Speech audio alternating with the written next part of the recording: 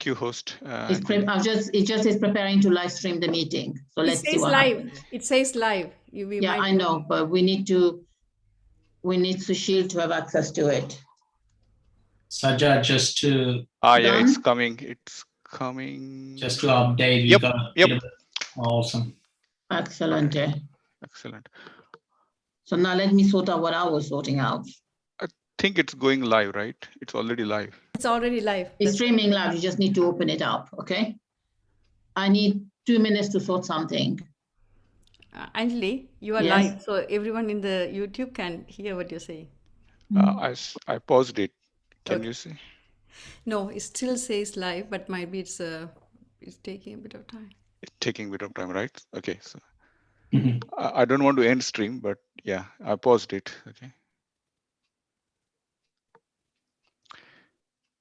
Technology, hey. Technology. Is it moving? Ask me. Both my competitions, I know what happens. So. No, it should. You didn't learn the lesson from the first one, did you? Exactly. That's what Rohan was telling me. He said, didn't you learn the lesson from the first one? No, it's not going live, right? It is live. Can you see me on YouTube? I'm not seeing you on YouTube because, okay, fine. Do you want me to? Okay. Yeah, that's what I'm saying. I can't see it on YouTube myself. Okay. Should I accept those who are waiting? No, not at the moment, no.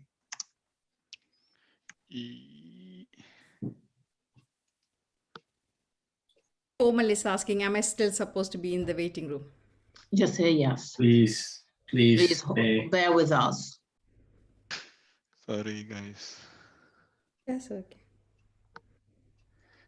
Technology. I thought we mastered it.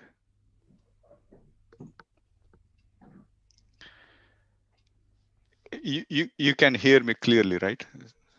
Yes. Okay, fine. Get ready because I thought I was early, so I didn't connect all these things, but because I'm going first as well. Are you sure, Monica, you're seeing me on YouTube? No, you're only live on YouTube. No, YouTube. This says it's 3 minutes still to go on YouTube. Yeah, exactly. Yeah.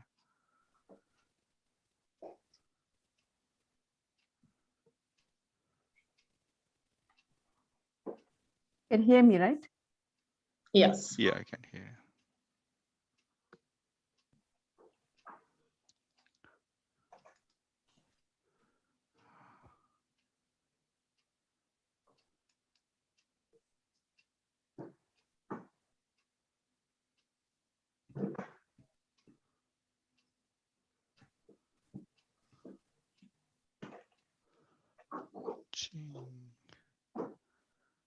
Analytics.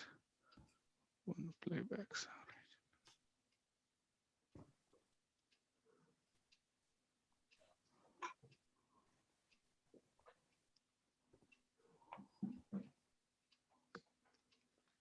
Okay, it's 3 minutes. Now we are okay, right, Anjali? Everything? We should hopefully be okay, but my certificate are not ready. So let's see what we can do about that. That's fine.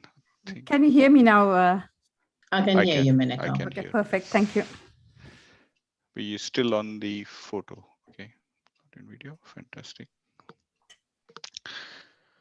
I still not managed to sort out how to get my computer sound if I want to play the. When you click, I don't know.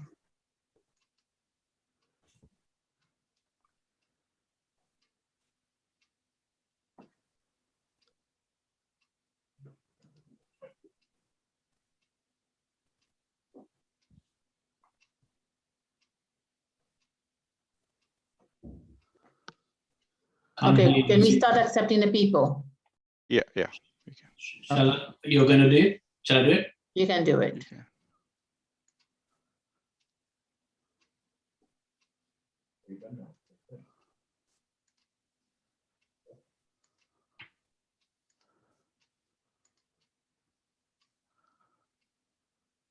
Are you recording, Anjali?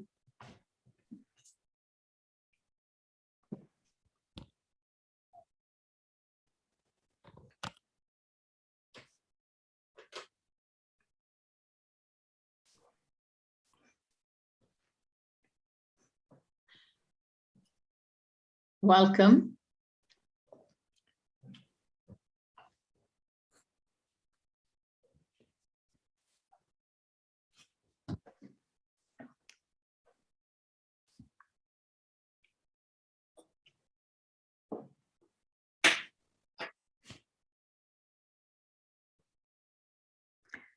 Seema is the timer, isn't it? No, I am the No. timer. Oh, okay. Let me pin you. Yes. I think we should Yeah. go live, right? Can all the speakers remember to pin me, please? I can see you in the big screen, but I think as soon as you highlight me, I should be able to see you. Yeah. See myself rather. Exactly. Yeah, I think we are on live, right? I think. Yeah. Okay, so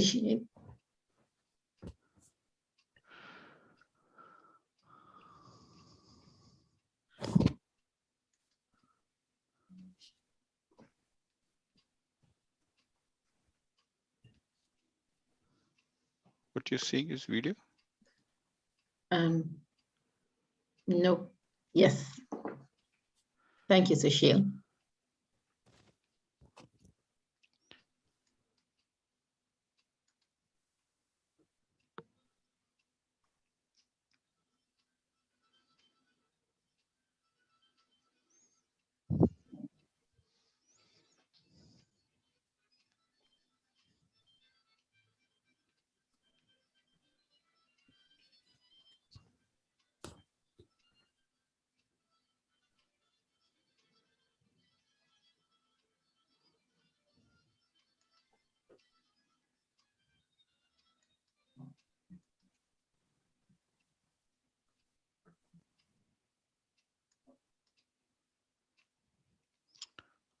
Anjali, floor is yours.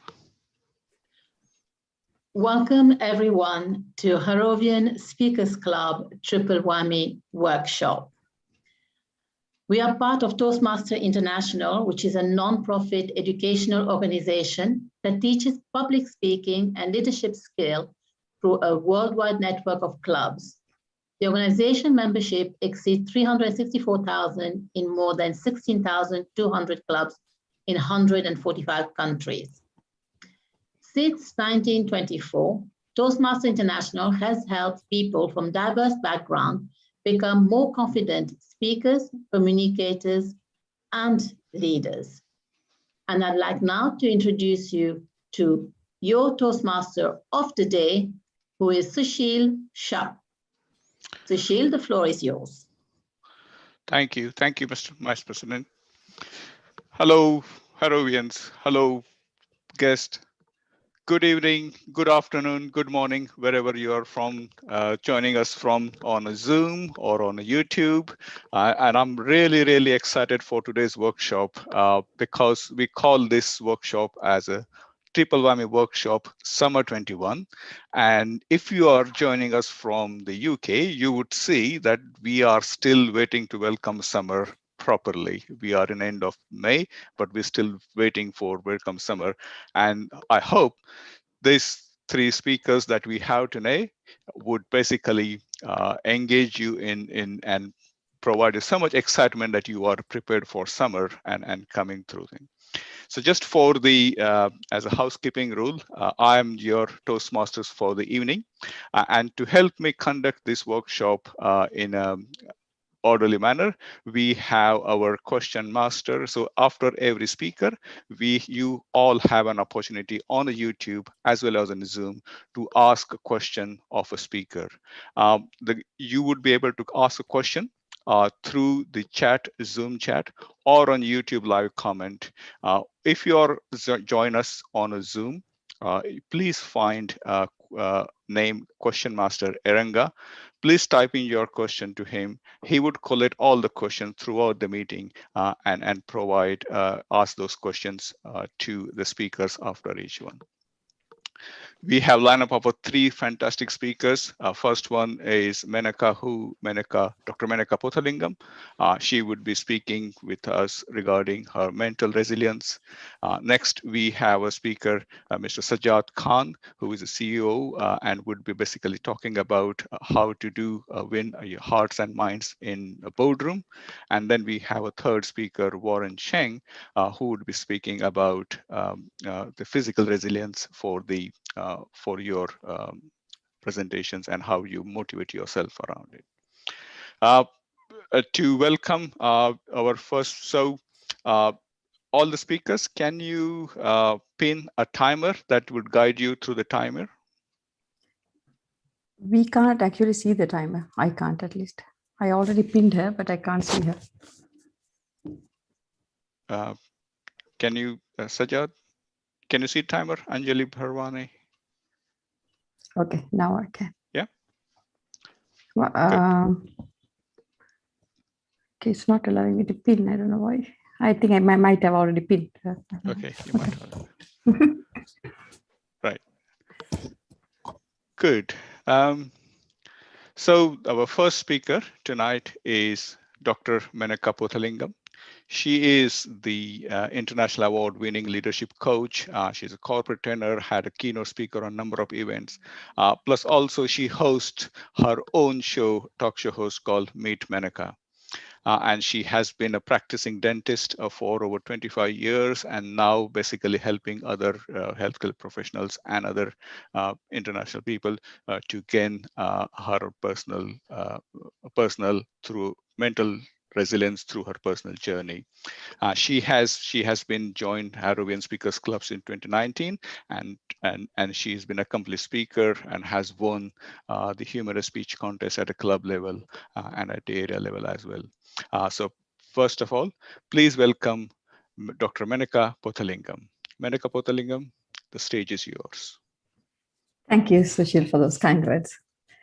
Hello, everyone. Good morning, good afternoon, good evening, wherever you are. It is a pleasure to have you here and hope if you will at least learn one or two things about resilience today. So what is resilience?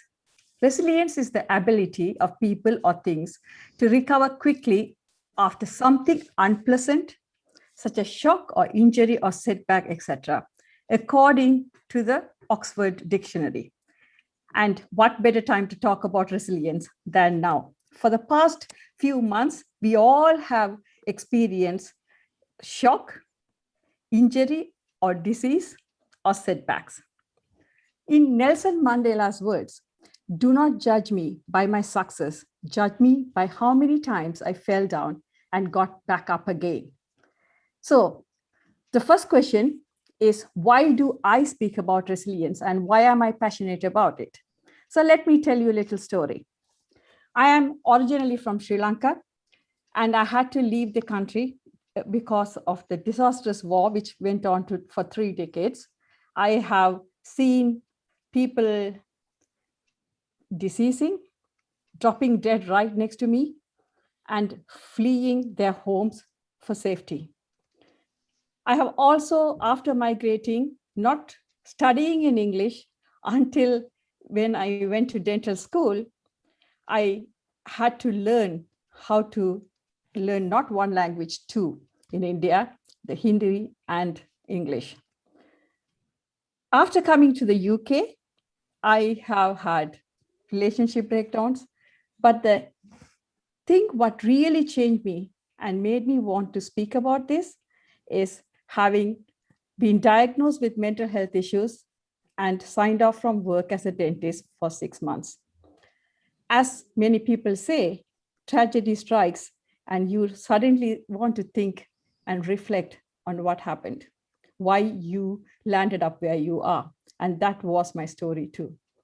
So this is the reason I speak about resilience, and I hope I can add some value for all of you.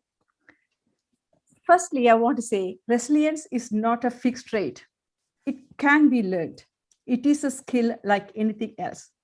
And it's a very ordinary process. It's not difficult, but you have to have the clear intention. You have to have a purpose why you are doing it. and you have to persevere. It's simple, but not easy. So I have coined up a name for resilience.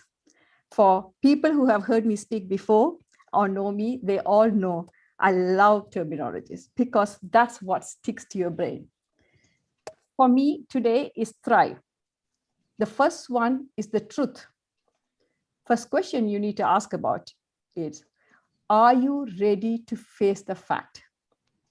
Instead of asking why me, can you ask why not me? I will tell you why. So turn around to each other and ask, have you ever been in a situation that you have lost a business or known someone who has lost a business? Do you know anyone who have had a health scare, a health issue, terminal illness, or have you yourself gone through it? Have you lost someone? Or do you know anyone who has been grief-stricken? Do you know someone who have lost other people but are in denial? Do you know someone who is still struggling to cope? So if you turn around and see each other, most of us would say either we know someone or we have gone through it ourselves. Then why are we so shocked when things do happen to us? So the question to you again is, please start asking why not me instead of why me. For me, H is for hub. Hub is the focus. Where is your focus? Are you focusing on things which cannot be changed and has already done with? Or are you focusing on things which you can actually influence and change? R is to reflect. Pause. As a Toastmaster, I know pause has a lot of power, but I'm not talking about that pause here. It's a different pause. Be ready to stop and step back and look at your life more objectively. I is for inscription. It could be journaling, it could be therapeutic writing, it could be just diary writing, but writing has definitely shown to be therapeutic for many people, according to the psychologists, and a lot of research has been done. And the best thing you could do is find 3 things you're grateful for every day. It's a simple thing. Write down 1 thing that made you smile or happy last thing at night before going to bed. And the V is for value. What is your purpose to yourself and others? Spread kindness and compassion. We all are looking for some meaning in our life. And the last one is energy. Meditation, mindfulness, and prayers. So let me go one by one. Truth, I think I already went in a bit more. Why me or why not me? So choose not to think you're exclusive, not to face challenges or adversity, because we will all face those things at one point or the other in life. As you have just witnessed, none of us are foolproof. None of us are change proof, because change is the only constant denominator for all of us. So instead of that, why don't we become competent in the ability to know how to handle a stressful situation? Because these skills can be easily learned. So what can you do? Just think about it for a minute. When you are confident and cultivate the belief that you can cope, you have those skills and tools and strategies, you're more likely to be able to cope with things better. Second one is focus. So what can you influence? Viktor Frankl said, everything can be taken from a man, but one thing, the last of the human freedom to choose one's attitude in any given set of circumstances, choose one's way. So I think the main thing you have to understand is we always have a choice. So learn to focus on the choice and think, is there anything what I can change at this moment? And you always have time between things happening and how we respond. Yes, we cannot change the thing, but we can definitely change the way we respond to it. And that will long term will determine how the outcome is. So my request to you is to focus on things you can change and make the difference. So why am I saying that? Because we are wired to concentrate on threats fundamentally, according to psychology. Because before evolution, we had to look at those fears factor and we had to protect ourselves. But now we have fear everywhere. Imagine threat, tune into the news anywhere, go into social media. It's all about COVID-19, the wars, the disease. So we are always dialed up for a stress response. So it's really, really important. For teenage, if you can ask, might be it is the fear of FOMO. For those who don't know FOMO, it is fear of missing out. And job losses to something serious as wars. But we still react to everything like how we reacted to the threat of a tiger. So what resilient people do is they don't lose their future life because they have lost their past. They don't diminish the negatives, but also they consider what they can change. When I said reflect, it is about actions, thoughts, and associations. What is the story you are telling about yourself to yourself? I often tell people, where if they start talking to anyone else except themselves, the way they talk to them, no, they wouldn't have any friends. But we still talk so badly to ourselves and tell stories to ourselves, which is so harmful. So think about it. And what kind of actions are you taking? Because if you are filled with grief and sitting and thinking about the past, you are losing opportunities right in front of you. Often I ask in my workshops, how many people think there's a half glass full and half glass empty? But today I cannot see most of you. So I am going to give you the answer myself. The answer is the full glass is always full. Part of the glass is water, which is easily seen. The other half is filled with air. So it is to ourselves, we have to think how we can look at those opportunities. But for that, we will have to be able to focus on the right thing and reflect. So reflection has been also shown as a therapy because it gives you the time, the space, and the ability to look into yourself. The next thing is forgive yourself and forgive others. Because in Buddha's quote, if you hold on to anger and not forgive, it's like having poison and expecting somebody else to die. And I'm sure we don't want that. The next thing is connections, of course. People with close ties to friends, family, or a community have the strong sense of security and sense of belonging. And time and time again, research has shown that really helps. So, there is Jim Brown who says, you are the average of 5 people. So think, who is that person you can go and speak candidly? Who is that person you can call middle of the night and they will still answer your phone?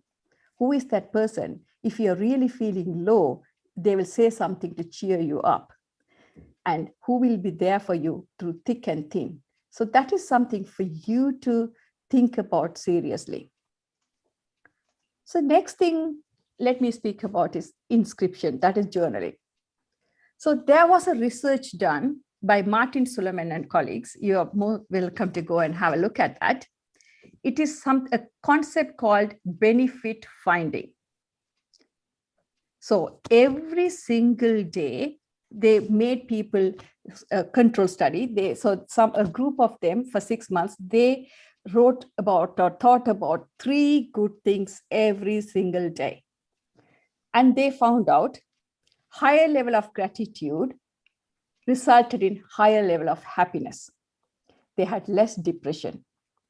So I would request you to intentionally, deliberately have an effort to tune into good things. It could be a nice cup of coffee or a good weather. Right now it's raining, but some sun does shine sometimes, and you can think about it. The next one is value. Of course, like Viktor Frankl said, according to psychologists, being kind and helping others not only improve the resilience of others around you, it actually helps you. Firstly, they will be smiling, they will be happy, and which will automatically make you happy. If people do believe in the woo-woo stuff, it's called vibration. You can go and lift. There are a lot of studies done now that, it is like the tuning fork. If you keep two tuning forks together, which are tuned alike, one will give the music and the other one will automatically take it on. It is exactly like that. So what I did was, we did a kindness challenge recently in our community. And it was amazing to see how many of them actively took part. That showed, as human beings, we have the innate desire to be helpful and be kind. So try that from tomorrow.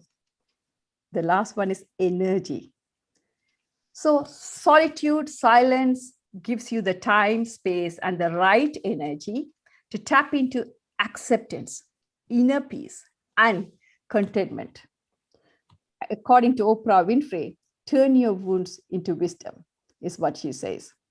So we know all this. I'm sure most of us have either heard or read or spoken about those things. But I think the secret is wanting to do it, having a system to do it. So what can you do? So why am I saying all these things? Because didn't I know all these things? Of course I did. Didn't I hear all these things?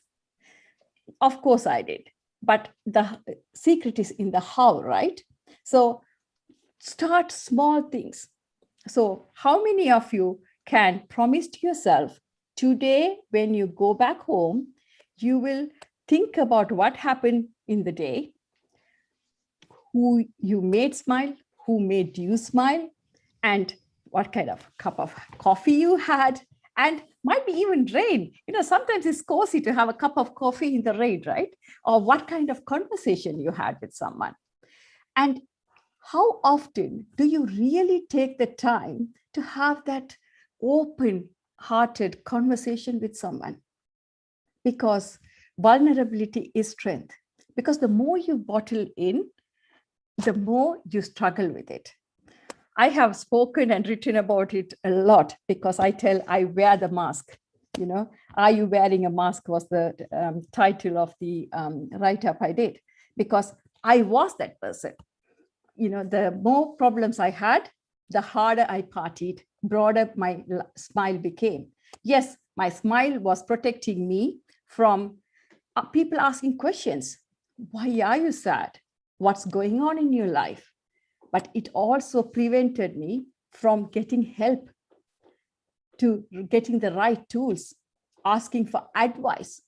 So my request to you is, please tear that mask off and start getting help, start asking for advice from the right people, and also please, please, please start having that open conversations. And I like to call it the candid conversations, because, or candid coffee conversations, because, might be a cup of coffee in a coffee shop for we ladies. We love the coffee shops. And then guys, there's no excuse. You can always grab a beer. So you could still have those candid conversations. It's really, really important. The third thing I would say is,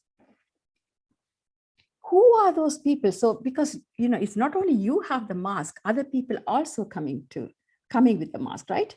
Because they will say, if you're a good friend, they will see your tears through your smile. And I absolutely have those friends. I have friends, when I speak, they will say, are you okay today? You don't sound yourself. And I even have a friend who would say, why are you smiling? I know you're not feeling right. So do you really notice when other people are smiling around you and partying around you, are they okay? Because it's really, really important to give attention.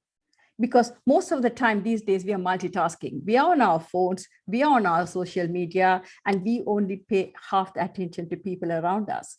And instead of that, just for those few minutes, just pay that attention, see what they want. Because if you pay attention, more than likely they might open up.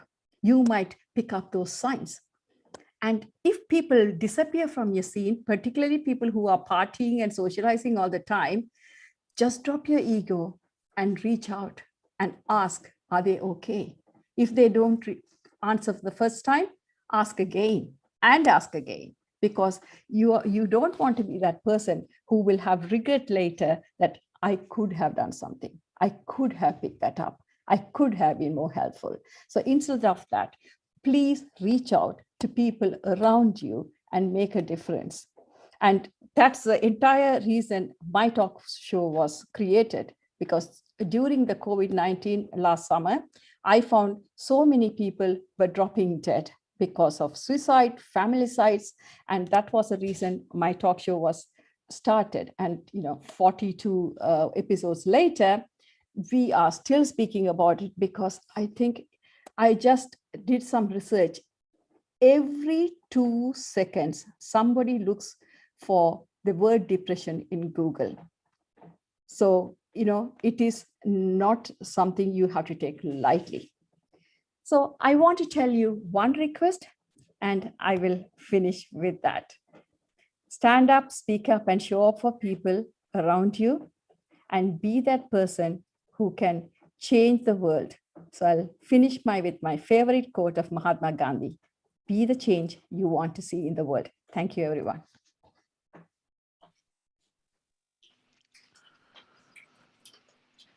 Thank you. Thank you, Menaka, for such a wonderful insights into what mental resilience could bring to the life and how it could help to improve it.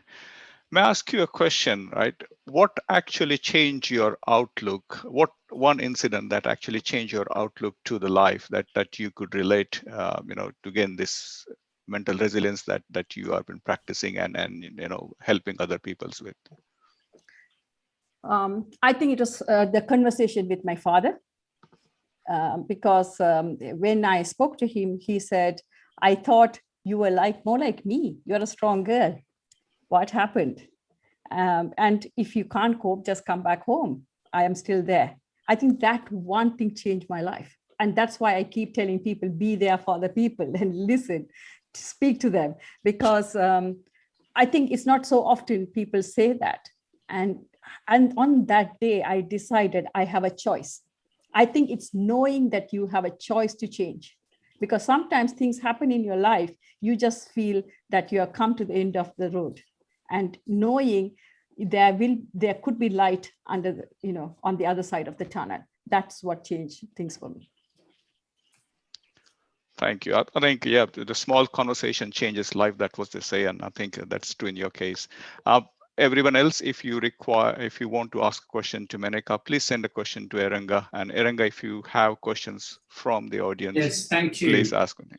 Thank you, Toastmaster. And what a brilliant speech that Menaka has given us. And it's really sort of, it's very topical as well. We are in a situation where the physical health has impacted the world, but I think the way things are moving towards, it's the mental health that waits. It's already started, and we all have to take a note of the importance of mental health, and the resilience is really important for us to build upon. And thank you. You've given so many different sort of tips and codes, and it's given us a good insight to what we must do. I'm still waiting for questions, but I just want to ask a couple. Even the Buddha's quote about getting angry, anger, and then expecting, having poison and expecting other person to be harmed or to die. So one of the questions I want to ask you, what is your top tip to build happiness and peaceful mind? What's your top tip to build happiness and peaceful mind?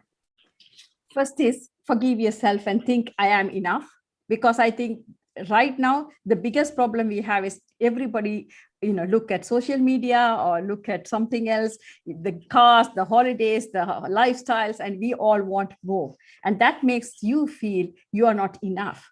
Because I felt that my English was not good enough because I learned English very late in life. I felt my pronunciation was not good enough. I felt I was too big.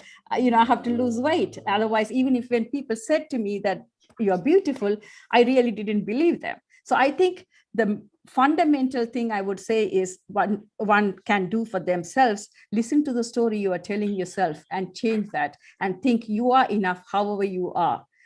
Every person is unique. God a universe, for people who don't believe it, you have been created here for a purpose because they thought it's special.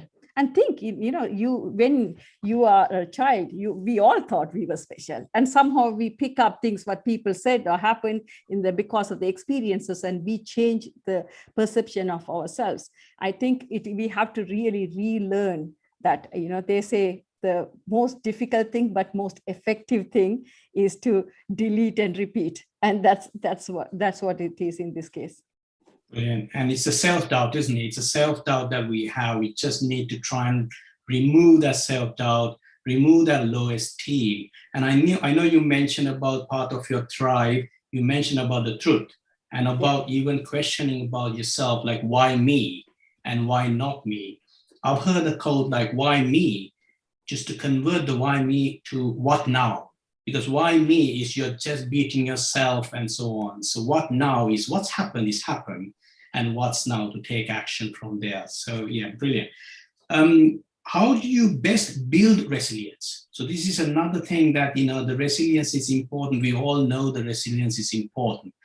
How one actually builds resilience, because it's a process, right? So Sure. How would you sort of advise us on that? So it's a process, exactly like you said. It's a great question, because you don't go and start running for a marathon in a day, right? We start walking for 5 minutes, 20 minutes, half an hour, and then we start running. But somehow when it comes to resilience, or you want to have a complete course, you suddenly think you have to do it overnight. It's not the case.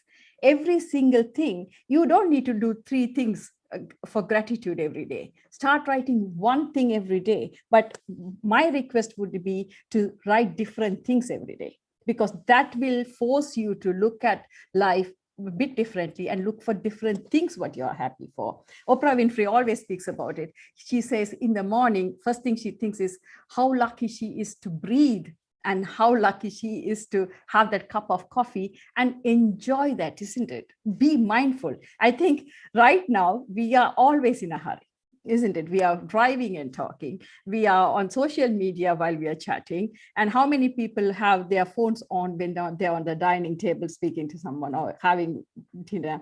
So, like I have spoken about it so many times, because even the computers don't actually multitask. And that's where the term was coined, because they change from one task to the other. That's what they do. And as human beings, instead of that, we are thinking we can do it all. And so I think it's a small things. Might be first thing is when you're having coffee, just drop everything and just have that coffee. That's easy in the morning, right? Okay, look, when you go out, you think, what do you like in this? That is easy. Okay, next thing. Okay, what can I say to someone? Is their dress nice? Are their shoes nice? Bags nice? It's easy to give compliments for women for sure. And, might be a tie is good. Oh, you look good. You look different. Your hair looks different. Anything simple is, it really, really works. And, going further, they did a research, I'm not sure, but I think it's in America. They did, one person bought a cup of coffee and gave to the person next, and then they followed it through. And imagine how many people, felt happy that day, because, it is the small things what makes a big difference. Hope I answered your question. Yes, thank you. And I think one of the questions, if you can expand, I believe, like, what do I write daily? So I would think what you're trying to say is about gratitude. That's something Yes. that I have introduced to our kids as well. So Yeah. on a daily basis, just for them to write something grateful. It can be anything, simple as, because they're different age groups, so they'll have different sort of ways of thinking and so on. So they also on a daily basis, write something that they're grateful, and also ask a question to try and build up an inquisitive mind. Yeah. So it's really good. So it's a process that we put in, right? So that's, I could play today. That is gratitude. And and I think I do three things in my writing these days. I write what I'm grateful for, what was the best moment for the day, and how did I make somebody else's life better today. Brilliant. Yeah. That's good. Yeah. So we can expand on to, it's not about just yourself and how you can change somebody's life. Yeah. On that note, I think it is, being helpful to others is, there is perhaps a bit of selfishness, because research has time and time shown again that it actually makes you feel better. Yeah. Okay, dokie. Thank you very much, Menaka. Any other questions? I'm waiting for any final question. So I believe I got a thank you. I got a few thank yous coming through. So thank you, Menaka. And if there are no other further questions, I will hand back over to Sushil. Back to you, Sushil. Thank you.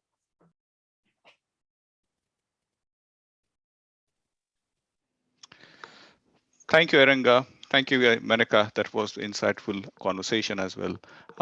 This now brings us to the key part of the workshop today.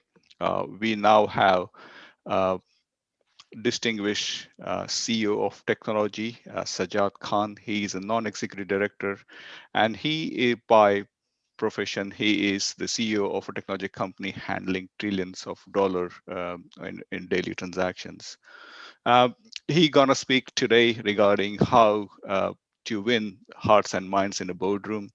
And a favorite quote of what Sajjad has given is in that too many of the careers of talented people have came to stop because they couldn't land a message in effective way or in a quickly enough in the boardroom. So tonight, I'm looking forward to the insight that Sajjad Khan brings with his experience as the financial strategist, as his experience as the CEO of a company, and what he brings today to the workshop. Please welcome Sajjad. Sajjad, stage is yours. Thank you, Sushil. And I wanted to just to thank Menaka for her inspirational talk. I thought her metaphor around masks was really kind of striking. I think we've all worn masks through the last year, but it isn't just the physical mask, it's the metaphorical mask that she was really kind of highlighting to us. And I think that really it's about being open with people, and it's about being honest. And I think that really struck a chord with me. It's always difficult following as a second speaker when the first speaker's done such a terrific job. I feel like a karaoke singer after a Pavarotti or an opera singer. So it feels difficult and challenging. I'll see what I can do. And this topic that Sushil's given me is a complex topic. It is difficult. If there was a simple answer, I would be publishing a book and selling it at an airport stand when people were allowed to travel. That is, I'd probably make lots of money. But it isn't a simple subject. It is very difficult, and everyone has a subjective experience.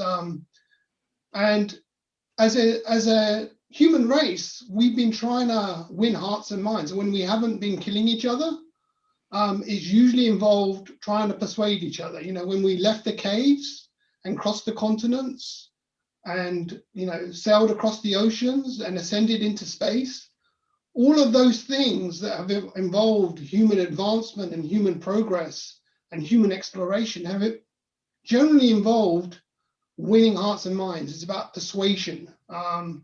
It's about the pen rather than the sword. And that is really the nature of this subject today. The boardroom is a complex place. And I think my foundational feedback to all of you, and never ever forget this, is it's the first law of persuasion. Know your audience. Know your audience. Whether it's like my 13-year-old daughter, when I'm negotiating with her, I have to know my audience.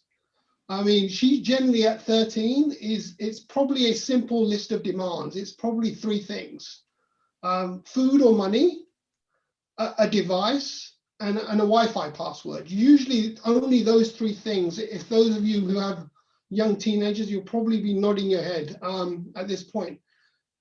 So obviously, I have to negotiate with her. I have to know my audience. So even winning her heart and mind involves kind of understanding her situation. So obviously, when it gets to boards, it's a bit more complex. It isn't a bunch of 13-year-olds, or normally it isn't. They are generally more mature. They are generally more rational and logical and analytical. But boards are also human beings. They have emotions.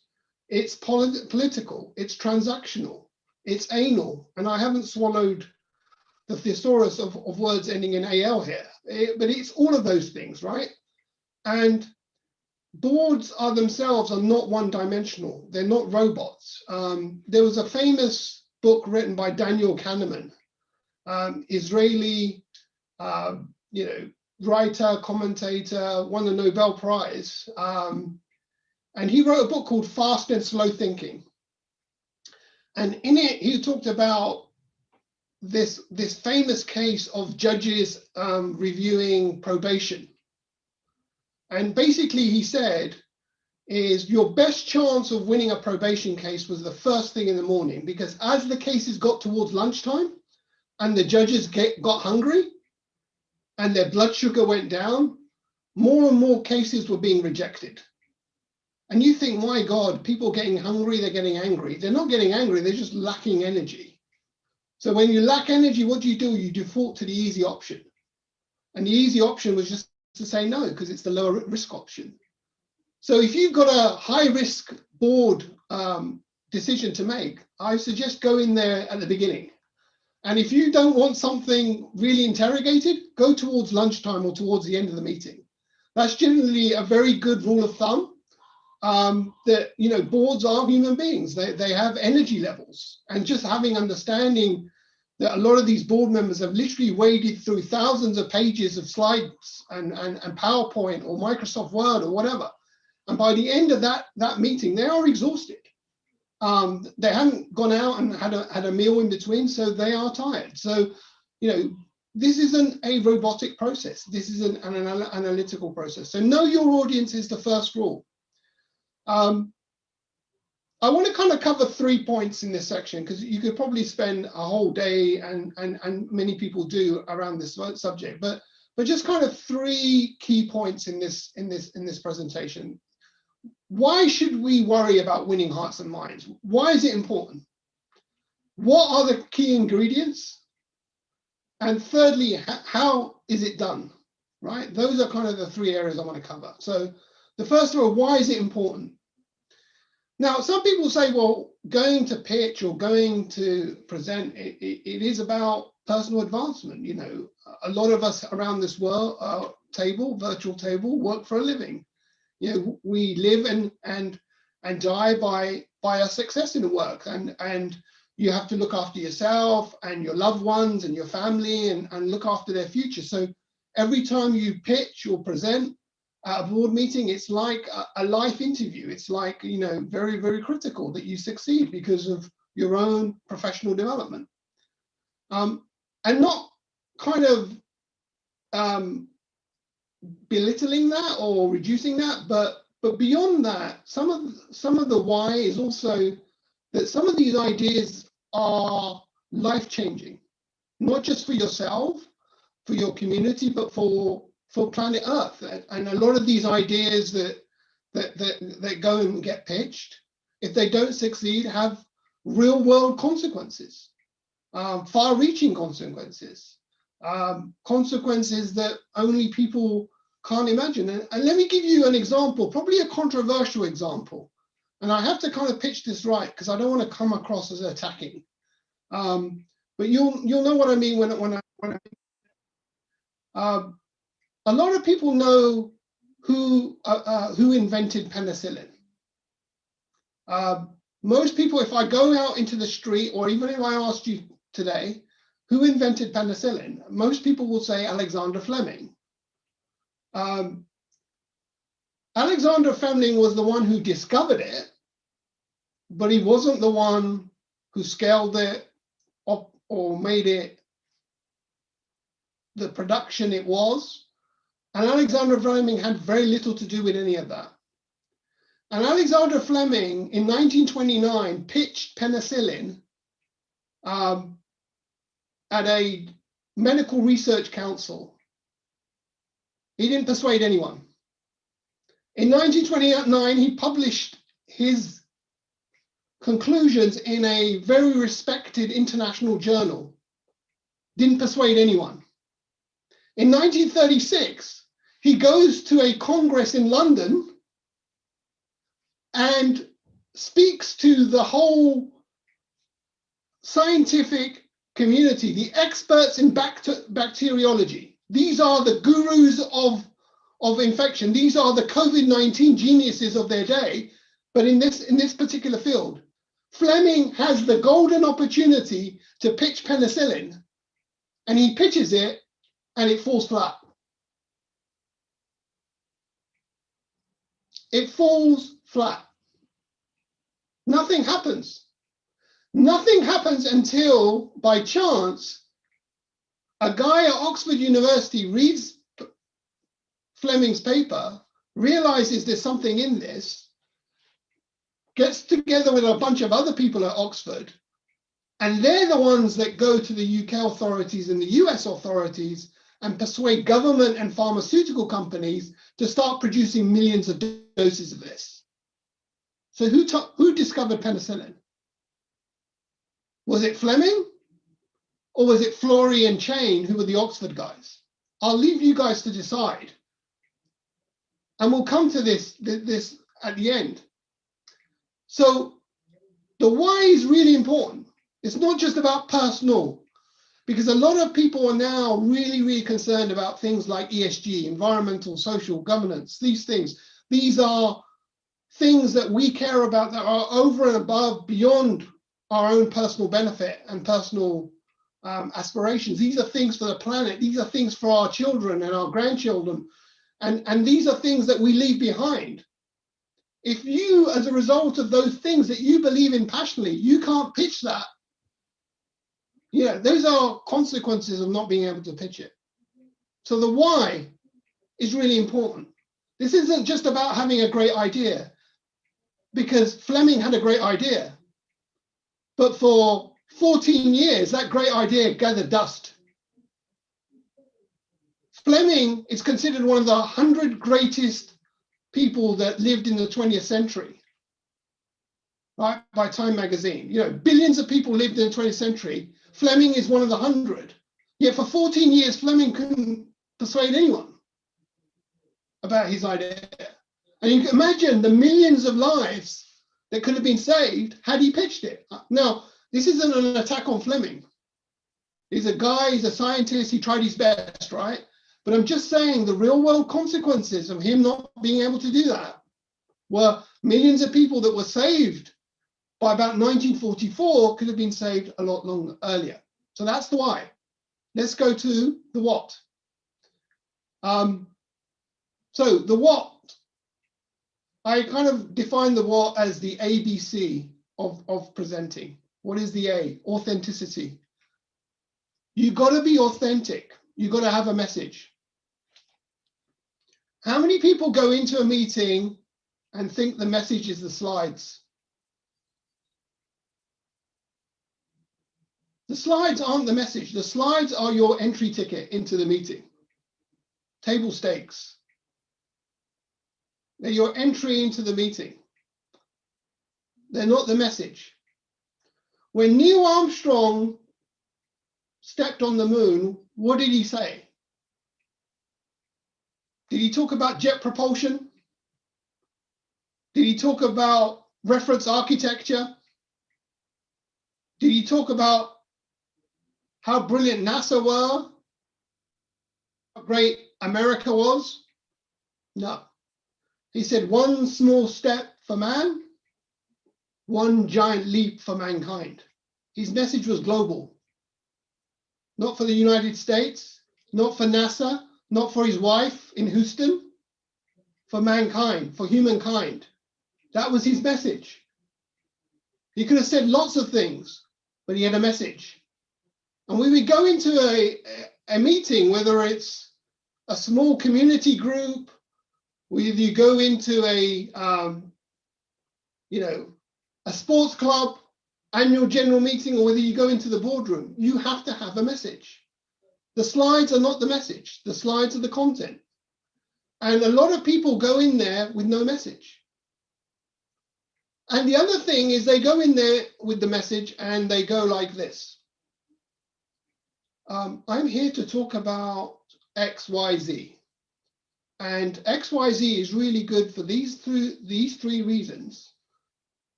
And these three reasons will really help this company. And they talk about it as if there is a matter of factness about it. There's no energy. There's no passion. There's no enthusiasm in that pitch. If they don't believe it, you're not selling it.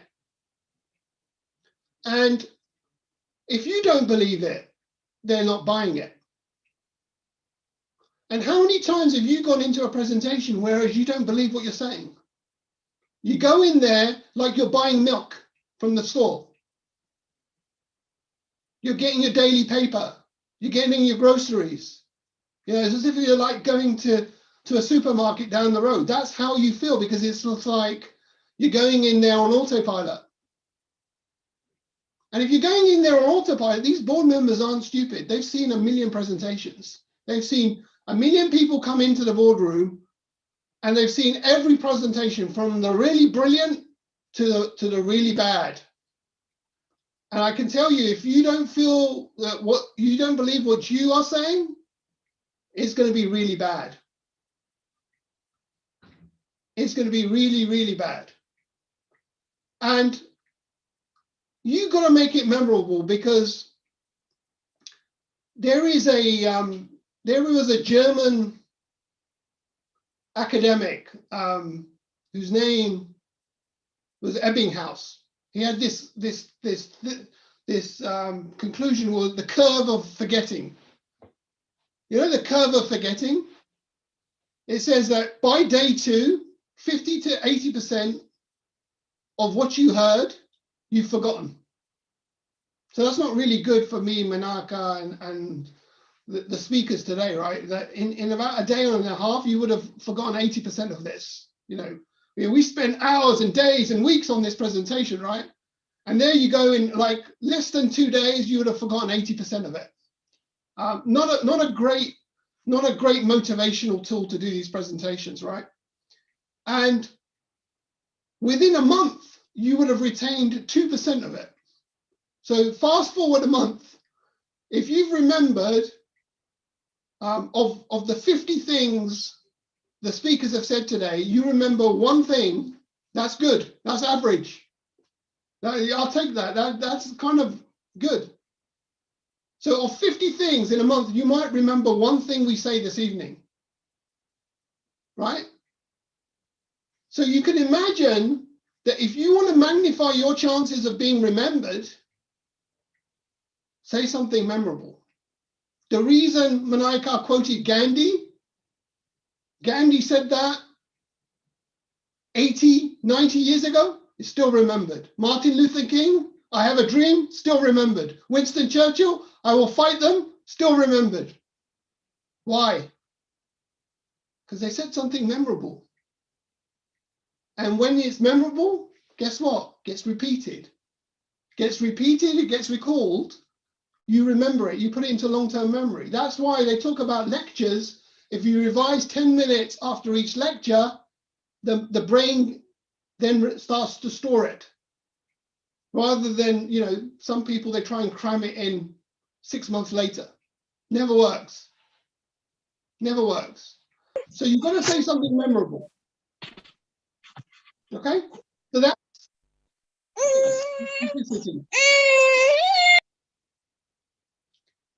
the second. See, even the baby agrees with me. The second, you've got to be authentic. The second, brevity. Oh my God, brevity. Keep it short. Mark Twain, what did he say? He said, I didn't have time to write a short letter, so I wrote a long one. And what he was trying to say, Mark Twain, was it's actually quite difficult to keep it short. It actually requires more creativity to keep things short than to be long-winded. As with any constraint, if you have a financial constraint, a resource constraint, an architectural constraint, you have to be creative. When you don't have any constraints, you can just be very indisciplined. So you gotta keep attention, because let me give you an inside scoop. Human beings aren't used to staying silent for a long time. Yeah, all of you here today are sitting in your nice comfy chairs at home, right? I guarantee you, if you were in the Harrow club that these things were usually done in before, and you had, I'm not casting aspersions on the organizers, but they're not the most comfortable of chairs in that hall, right? And we've all been in community halls where those chairs, you sit there for like 45 minutes. You need back surgery most of the time. You need to go and see a physio. And you put that on top of human beings are not used to just sitting there and listening. Because at some point they're yawning, they're scratching, they're looking at their watch, they're looking at their phone, they're looking at the person next to them who's looking at their phone, who's, whatever. It's very unnatural. You just try it. You go at a party and you let someone just talk and you don't talk. How unnatural does it feel?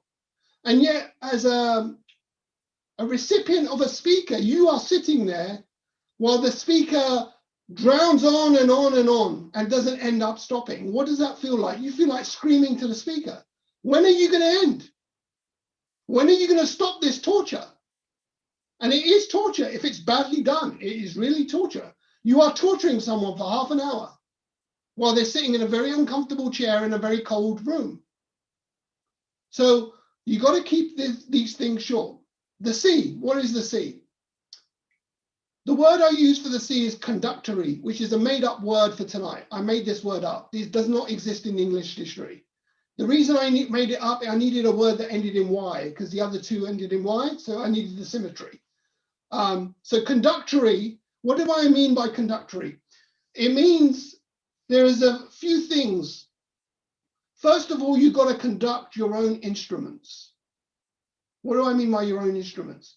Your voice, your body language, and your silence.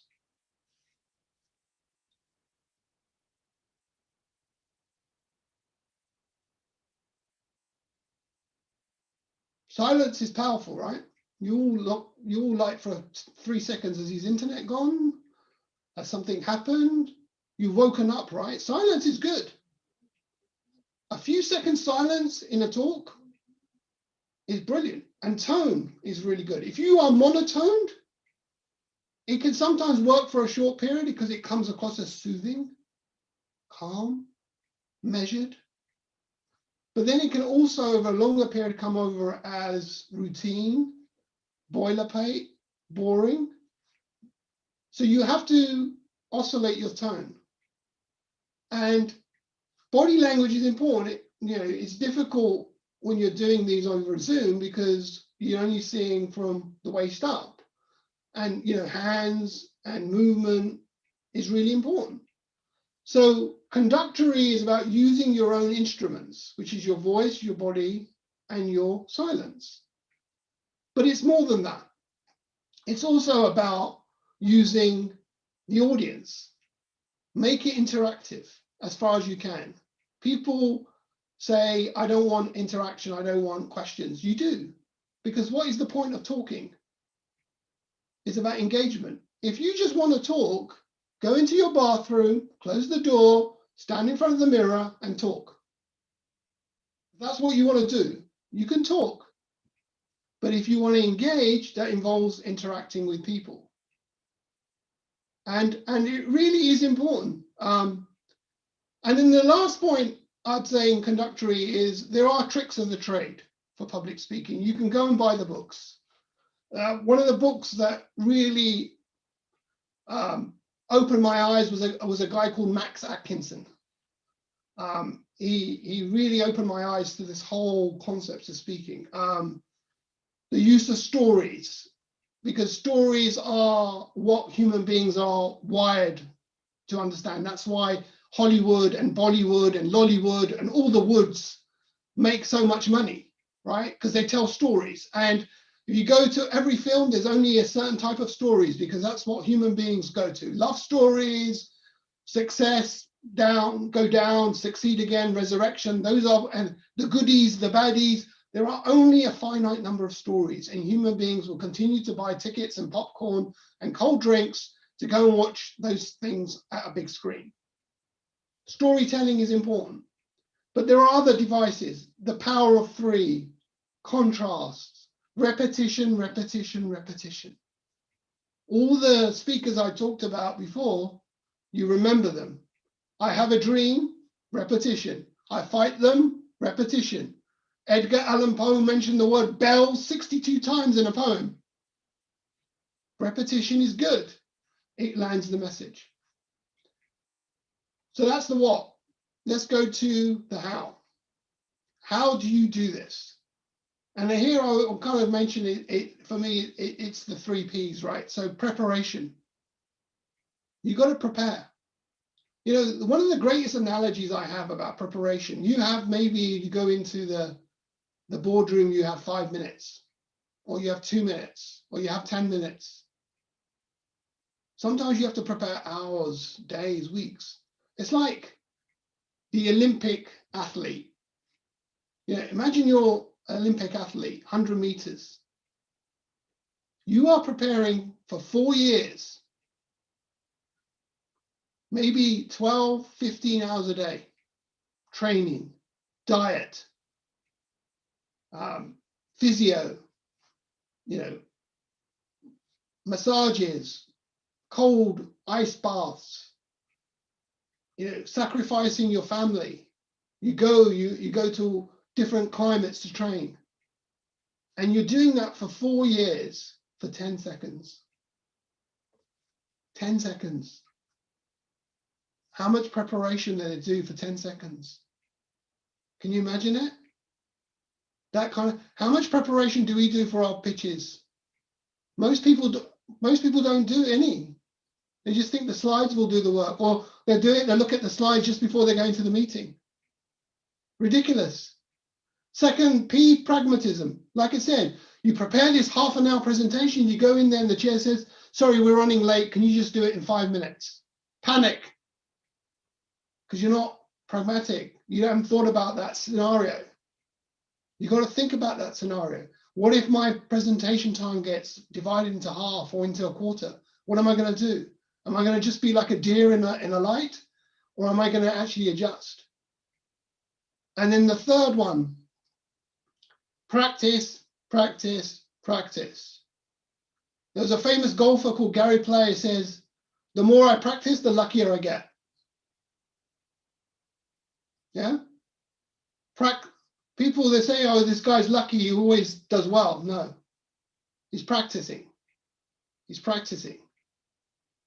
So that's the how. So we covered the key foundation. Know your audience, right? We said why? Because this has life and real world consequences. We discussed the what, the ABC, authenticity, brevity, conductory, which is a false word, right? Remember that. Don't say Sajjad has just invented a word in the English language. I haven't. It's a made up word, fake word. And lastly, the how. Preparation, pragmatism, practice. So I wanted to conclude because I kind of started the Fleming story, and I wanted to give an ending which contrasted with the Fleming story with another scientist and she lived just a decade or so before Fleming. Marie Curie. Contrast this one. Everyone knows about Marie Curie, right? First woman Nobel Prize winner. First woman to win 2 Nobel Prizes in 2 different subjects. Mother of a Nobel Prize winner. Mother-in-law of 2 son-in-laws who won Nobel Prizes. Wife of a husband who won a Nobel Prize. Right? She's a woman in a man's world. Fleming is a man in a man's world. And Curie has another distinction. She's an immigrant in Paris because she was born in Poland. Right? She invents. She has 2 Nobel Prizes. And she then, at the outbreak of the First World War, has this great idea. Because what they were doing is every French soldier that had an ankle strain, they were chopping their leg off. Amputations. You had a strain, chop the arm off. You had a ligament issue, chop the leg off. So she had this idea of, why don't I come up with portable X-ray machines? But she had to go and persuade the French government to do that. They wouldn't do it. And she kept persisting and persisting, and she pitched it to them, and she persuaded them. She did what Fleming couldn't do. A woman in a man's world in 1914. And who says diversity doesn't have real-world consequences? Marie Curie was brilliant, brief, and she was gone. Thank you, everyone, for listening.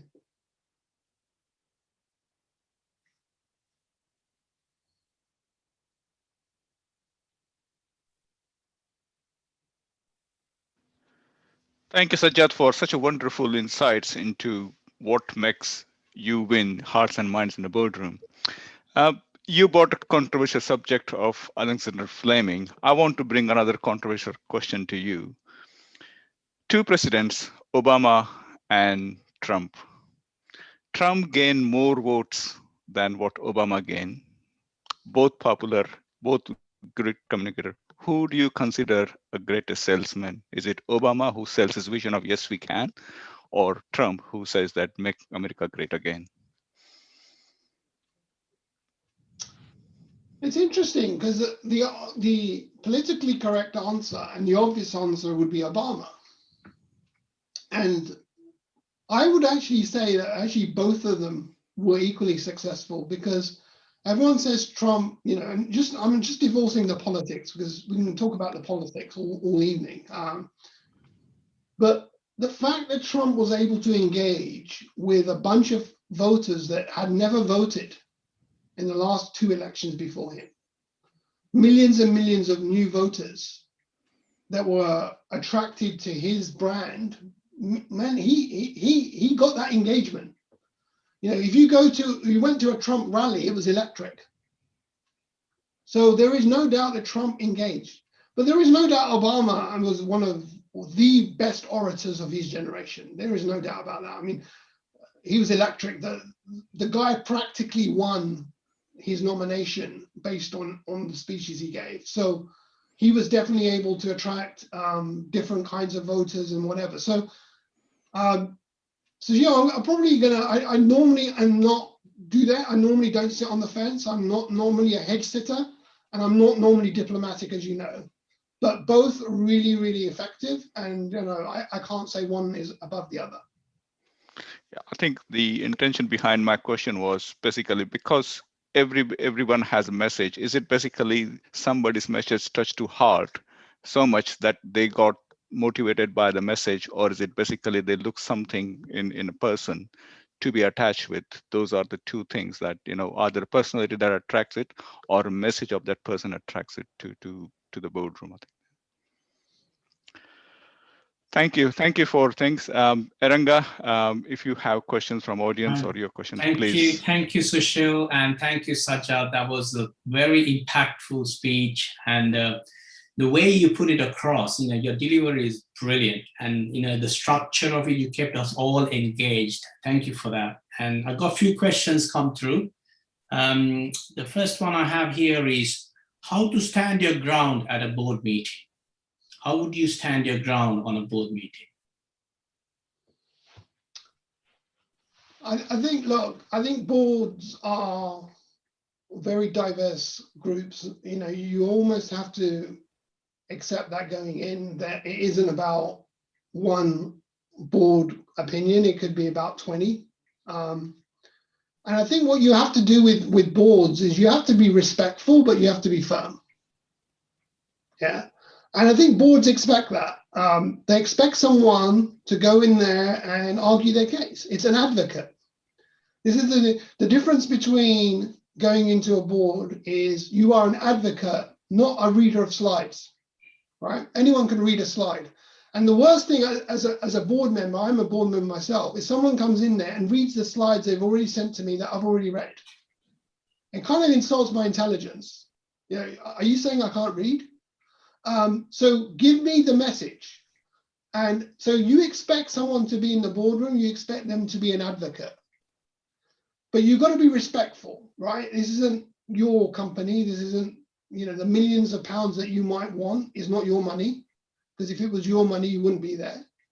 And they have a role to play. They are there to oversee. They are there to make sure that you don't do something crazy, you as a management.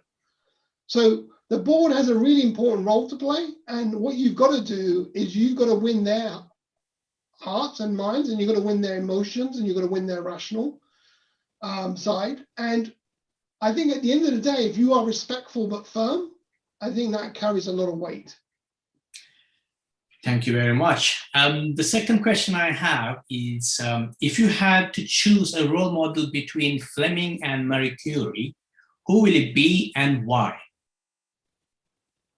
Well, I think I have to be Marie Curie. I mean, the inversion was, I think I'm probably being very unfair to Fleming. I know that going into this talk, it was a kind of a difficult for me because, it's not like I'm an expert on Alexander Fleming. I'm sure there were a lot of people who have studied him would say I've been very unfair, and there were lots of challenges around scaling up penicillin, right? And it's not Fleming's fault.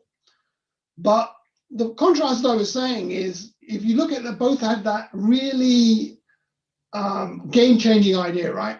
Penicillin, which was going to save millions and millions of lives, and Marie Curie with her portable X-ray machines, again, going to change millions of lives. One was successful in winning the hearts and minds of the people that needed to make a decision, and one wasn't. And that's the contrast I was saying. I'm not saying Fleming was a bad person because he failed. I'm just saying the consequences were, unimaginable and incalculable. And yet Marie Curie was able to do that, like I said, with probably potentially a lot more challenges. Like I said, she was an immigrant female in a man's world in 1914, right? Women even didn't have the vote in many countries when Marie Curie she was the first professor at Sorbonne, only because her husband died and she was asked to take the seat. And this is a woman that's won 2 Nobel Peace Prizes. That's the challenges she faced, yet she was able to overcome those challenges. And like I said, as what Manaka said in her thing, sometimes you have to overcome the challenges by being open and honest. And she was. I mean, you go and study it. I mean, there's a film, I think it's on Amazon Prime, I might be wrong, called Radioactive. Go and watch it. It's brilliant. It's about her husband, just generally what happened. Probably not the best portrayal, but it's really inspiring.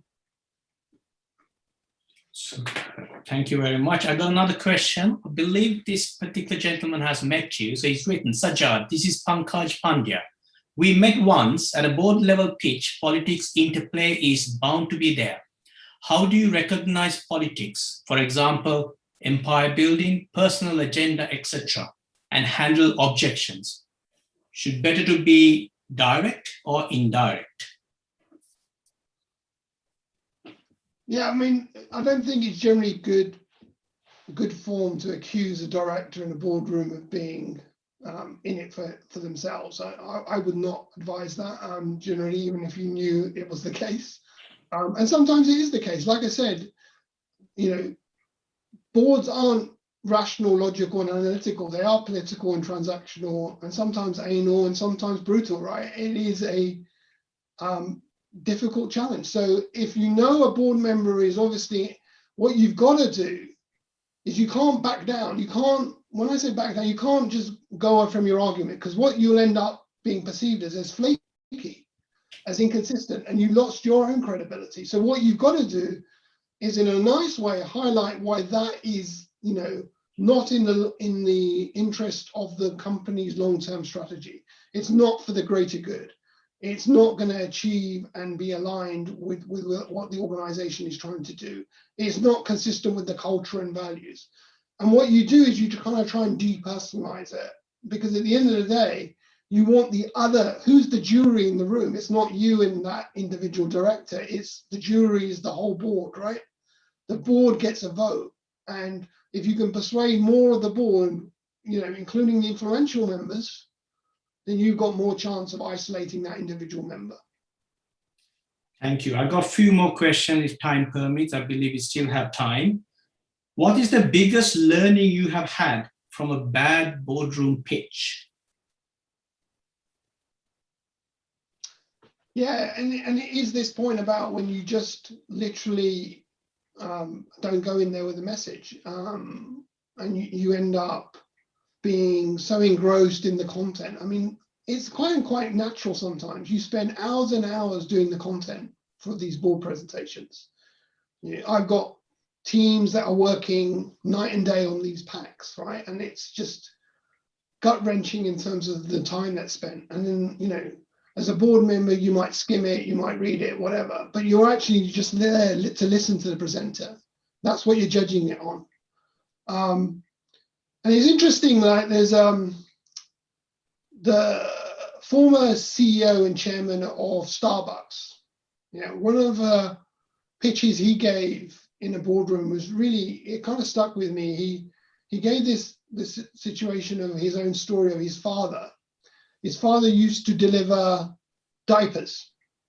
This is the chairman and CEO of Starbucks, right? His father used to deliver diapers. And one day he came and he got home and his father is sitting on the couch and he's broken his leg. And no medical insurance, no hospital bills, can't work, no money coming in. And what Howard Schultz said is that experience stuck with him. So when he became CEO of Starbucks, he mandated health insurance for everyone, including all the part-timers, which was unheard of in retail. And, this is the concept of, you're not going to go in there and be able to tell a 5-minute story in a board meeting. But what you can do is you can give an analogy, you can give a metaphor, you can make it more human for them. This isn't just about, financial numbers on a spreadsheet, cash flows and profit and loss account. This is about real world consequences. It's about social and ESG and the greater good. It's about putting things back into the community. It's about staff welfare and productivity. And if you can use metaphors and analogies, you can actually bring this home rather than, like I said, if you just kind of just read the bullets off the page. So what you're saying is it's not purely just the content of it, the message and the story and what the real impact of it, right? So one final question, what are your challenges of pitching virtually versus in person? It's a good question because one of the challenges is I like to look at the faces of people I'm speaking to.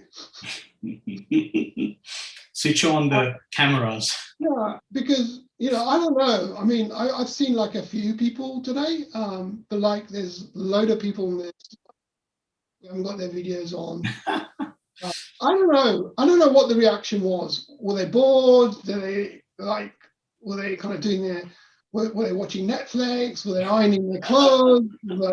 Like, because you don't get validation, and validation it can be good or bad, right? Yeah, and as a speaker, you want to kind of be able to adjust in mid sentence. If you're like boring the audience, you might want to go a different route. They say about real time feedback. Get real time feedback, like for your performance, for your exercise, for your task. As a speaker, you want real time performance feedback. You don't get that on Zoom generally. And so that's the most challenging, I think. And, you know, with boards, you know, audio conferences are the worst because you're literally getting zero feedback apart from the microphone normally. Thank you so much. Thank you, Sajjad. And I think the time's up. That was very good. Brilliant. Thank you very much again. And over to you, Sushil, Toastmaster. I look forward to Warren, who's obviously already got his tracksuit on, so he's ready to go. Thank you. Thank you, Aranga. Thank you, Sajjad, for the such insightful lessons on how to pitch at the boardroom. I think you mentioned about, you know, I want to see the faces. The Toastmasters, since the pandemic has been moved from an in-person meeting to a Zoom meeting. And this is one of the evaluation that most of the people who were not heard of Zoom before, not heard of online meetings, has learned an online meeting and how to get onto speaking circuit. We provide a feedback on the Zoom. We provide all, and then our feedback has been changed that your camera is not fine. You're not looking at person's eyes, and I think those things has been changed. But if you want to experience how to present on a Zoom, please join Toastmasters. Harrovian is one of the club that you could join today. The next speaker, I'm really excited. After building our mental resilience, getting a message across, building things is to build that physical strength and motivation yourself to get into the boardroom. I want to welcome Warren Sheng. Warren Sheng has been one of the founder member of Harrovians. And he called himself Made in Taiwan. He is known for his dry humor. He's won the humorous speech contest at the district level, division level, and has been excellent mentor to the Harrovians for many of the upcoming speakers who are joining Harrovians, and how to get them through the Toastmaster journey and then building their confidence. Tonight he gonna speak about how he motivated himself to be physically fit. He is not shy away from revealing his age being 61. Please welcome Warren Sheng. Warren, the stage is yours. Video on, please. Come on, you lazy lot. Okay, hands up. Thank you. Hands up if you are doing too much physical exercise. This speech is not for you. Hands up if you want to be more motivated to do exercise. This speech is for you. Hands up if you're willing to pay £20 for my recommendations. Manika, I can't see your hand going up. This speech is the free version 1, which will leave you richer but frustrated. The paid version, where I change on stage into all my favorite cycling jackets and memorize all my content, is so much better. So my speech is in 3 sections. Section 1, how to motivate yourself to do exercise. That's the most important part. Secondly, cycling. And thirdly, tennis, being 2 of my specific recommendations. After section 1 and after section 2, I'll aim to answer 1 or 2 questions. Then more time for questions, or should I say your objections, after section 3. Sushil and Aranga spent a lot of time doing publicity this evening's event, so thank you very much. When I boasted on WhatsApp that I've exercised 70 times in the last 35 days, in other words, twice a day, every day, Cecile wrote down fitness freak to describe me and this workshop. Wrong. I eat 3 meals a day. I do not snack. So if I eat 3 meals a day, would you call me an eating freak, or would you call me healthy and normal?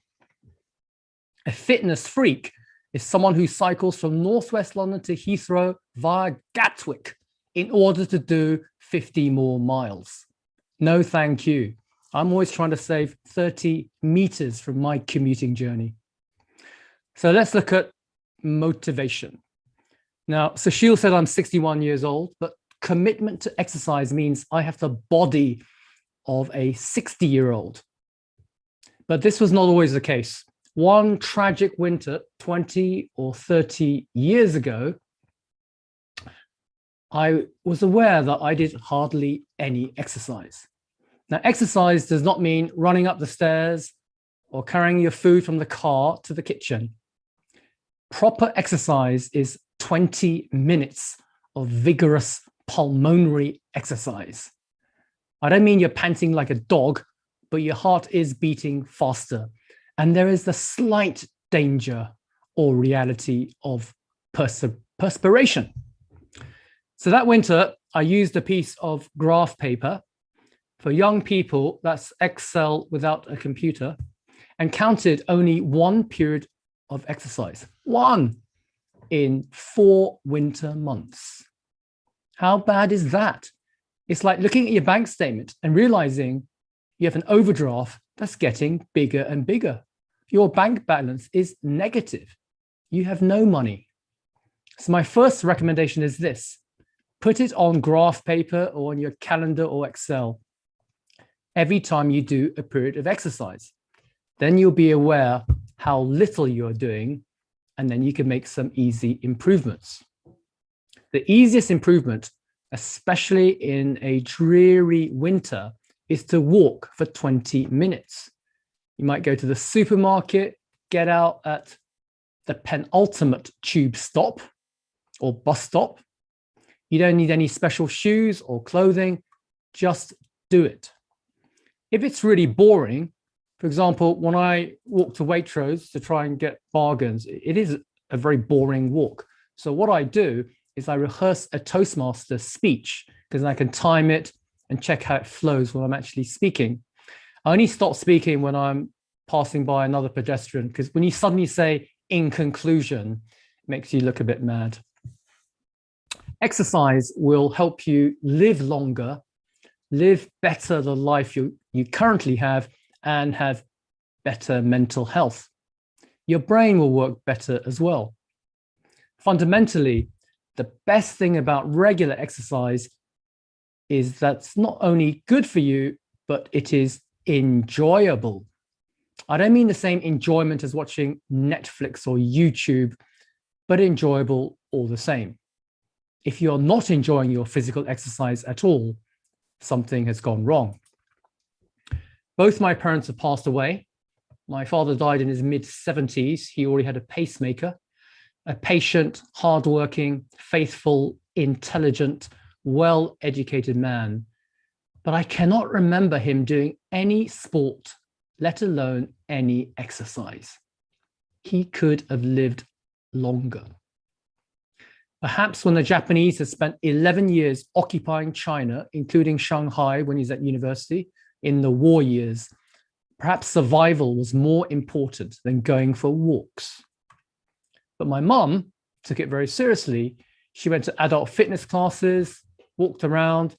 She passed away the day before her 89th birthday 3 years ago, and was in quite good health until her last 3 months. By taking exercise seriously, she outlived my father in terms of years of life by 14 years. So now let me answer your objections. Firstly, not enough time. Well, cycling saves time, which I'll expand on later. Watch less Netflix and YouTube, do less Facebook and Instagram. Regard exercise as essential rather than a nice thing to do that's not important. Regular exercise will prolong your life. I am going to outlive my unfit friends and acquaintances by at least 5 years. That's extra time I've purchased by spending time doing exercise now. I've taken one sick day in the last 14 years. It was a bad cold. So I also save time by not taking sick days. Next objection, costs too much. Rubbish, unless you only ski in Boulder, Colorado, and you have your own horse, which you stable for horse riding. I'm not obese. By my age, if I was obese, I would have cost the NHS not 6 times, not 60, but probably 600 times more money. Just think how much you save the taxpayer by avoiding a heart operation. Objection, medical constraints. I'll just do what you can. If you've broken a leg, you have to avoid tennis and cycling, but there's still some things you can do. In fact, if you do no exercise at all because you've broken your leg, then you'll be even worse off. Objection, I won't lose any weight. Doing sport is not the best way to reduce your waistline. Don't eat a huge dinner to compensate for the fact that you've done some exercise. On the other hand, if you're watching TV or having a snack, you end up eating peanuts. When you are cycling or playing tennis, it's very hard to eat at the same time. Next objection, I'm no good at sport. Well, let me tell you how bad I was at sport. I mean, I was good at French, good at German. I was bad at sport. I held the school swimming team record for a long time. And when I went back to school, I realized that my 30-year-old swimming team record had not been broken once. Yes, I came bottom in every single butterfly race that I was entered in because they didn't allow me to do breaststroke because someone else was a better breaststroker. Rugby player, oh, come on, look at me. I was wearing glasses and there's some people who are 50% faster, 50% heavier. So I did nothing in rugby. Cricket, apart from my very last innings where unbelievably I batted 2 cricket balls out of the school grounds that were lost. Apart from that one, I think I averaged 1.5 runs. And most of the time I was just waiting for failure. So if you're not that good at sport, don't use that as a medal, as an excuse. You don't have to win a medal when you're doing exercise. Conclusion, there are so many advantages of physical exercise. It's shocking that perhaps 80% of the population don't do it.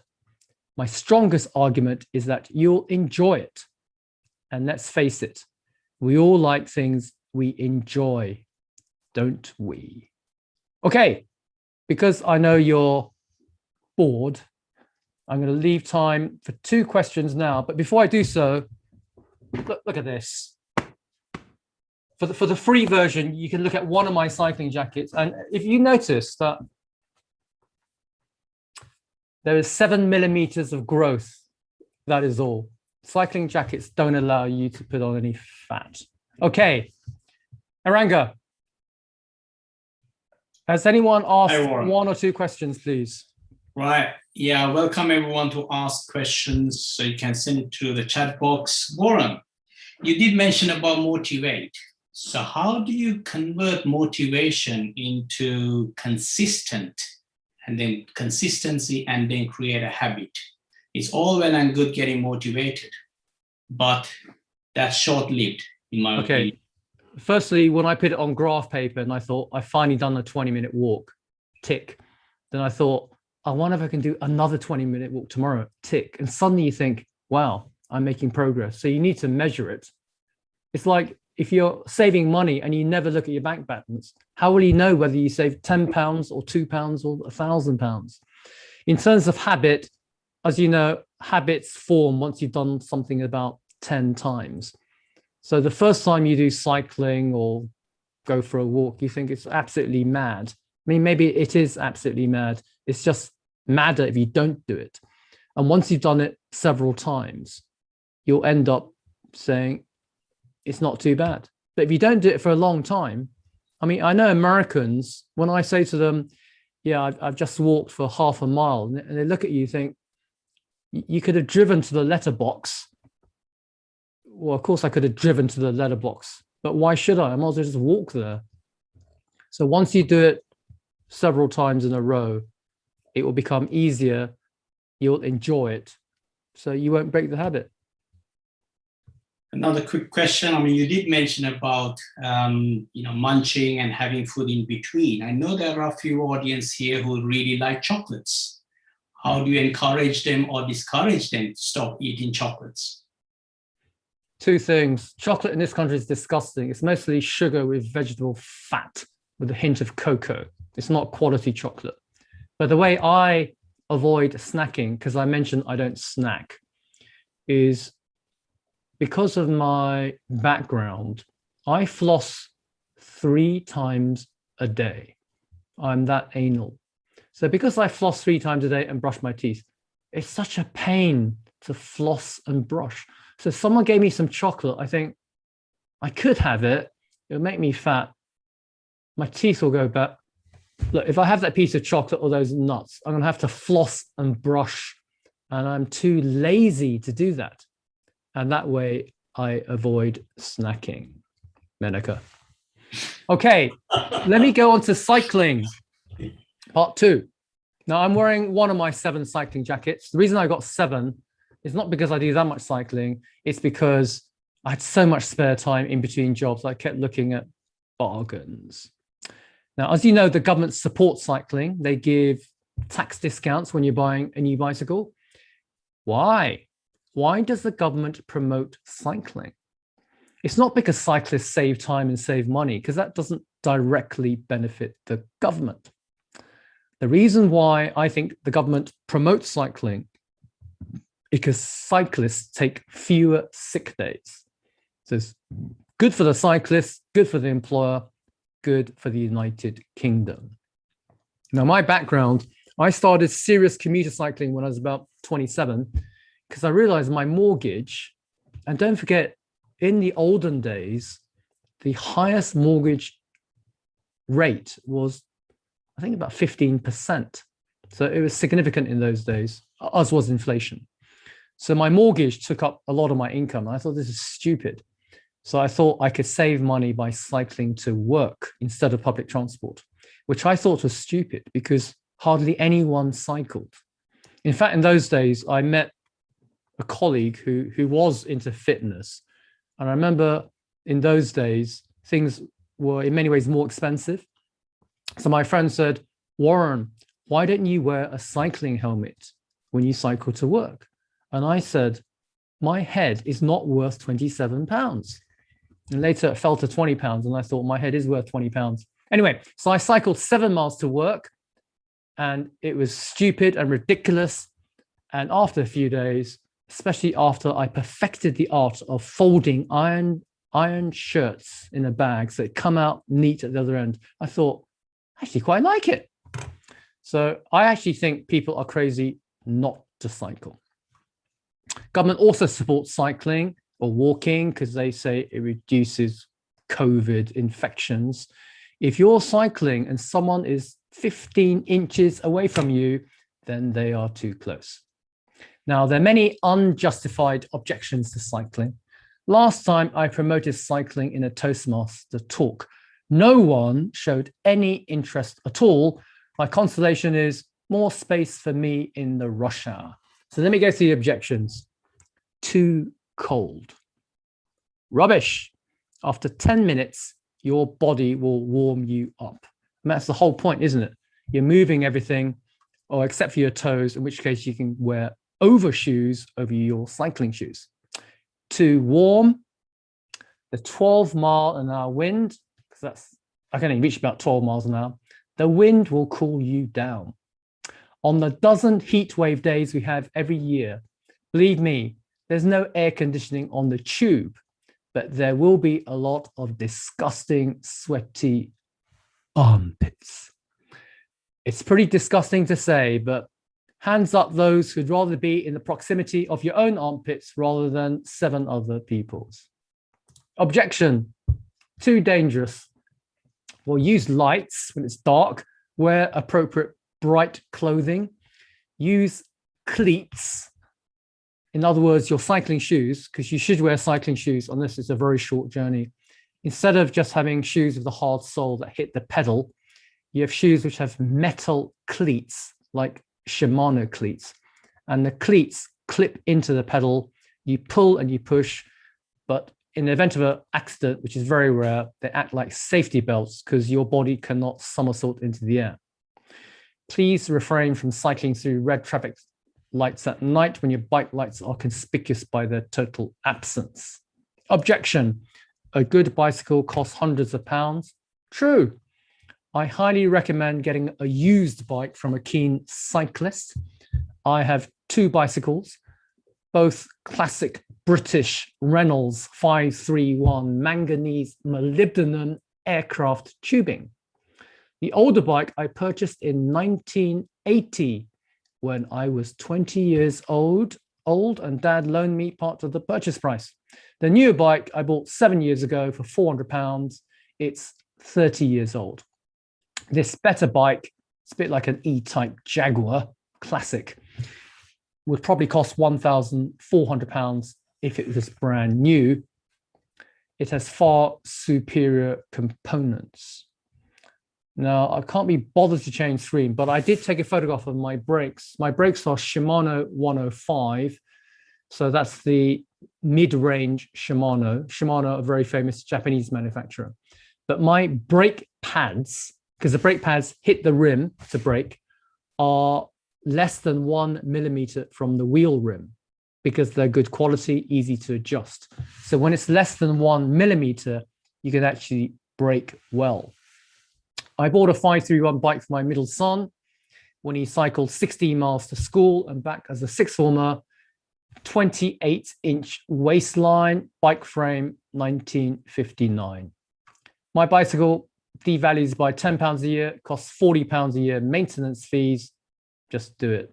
Cycling, no road tax, no insurance, grocery shopping, except when buying 72 discounted triple-ply toilet tissue from Lidl. You don't have to give annoying people a mile lift in the wrong direction. The ultimate green transportation vehicle, way better than an electric car. Objections, hit black ice, fell over, ouch.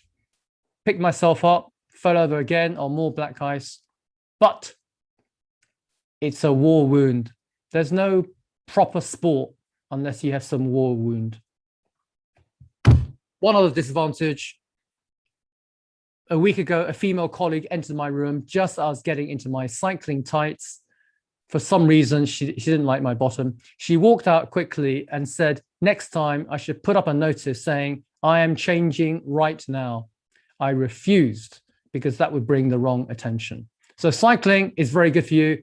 Now, before I run out of time, tennis, my favorite sport for the middle classes, it does cost money.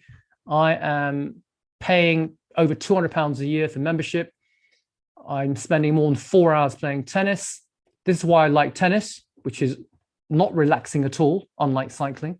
When the ball comes towards you, 2 seconds, shall I go for it? Not go for it. Forehand, backhand, overhand, underhand, spin. What kind of spin? Velocity of return, angle of return, focus of return, 2 seconds. It's a very good sport to keep you mentally agile. You don't have to be physically that good. Hence, in my tennis club, we have very good 65-year-olds, and we once had a 99-year-old. Tennis, you got to spend a little bit of money on a racket, that kind of thing, but it's a very enjoyable sport, and I just like it. Remember, I said if you like exercise, it's good for you. Injuries, well, you know, I said a good sport got injuries, right? Hit the racket. Sorry, I swung the racket, hit my tooth, knocked out 2 millimeters. That's a bit sad. I hit my own head. Blood fell on the tennis court, so they stopped the game. A ball went into my eye. The ball won, but it doesn't really matter. It's just minor injuries. In conclusion, physical exercise is really good for you. you will outlive other people. You'll have a better quality of life. You get mental advantages as well. If you don't do any exercise, you're going to become obese, die early, and not enjoy your life. So don't be a couch potato. Don't be afraid of a little bit of sweat. If there's a call for action, go for a 20-minute walk and avoid the significant injury of premature death preceded by your body giving up before its time. Thank you.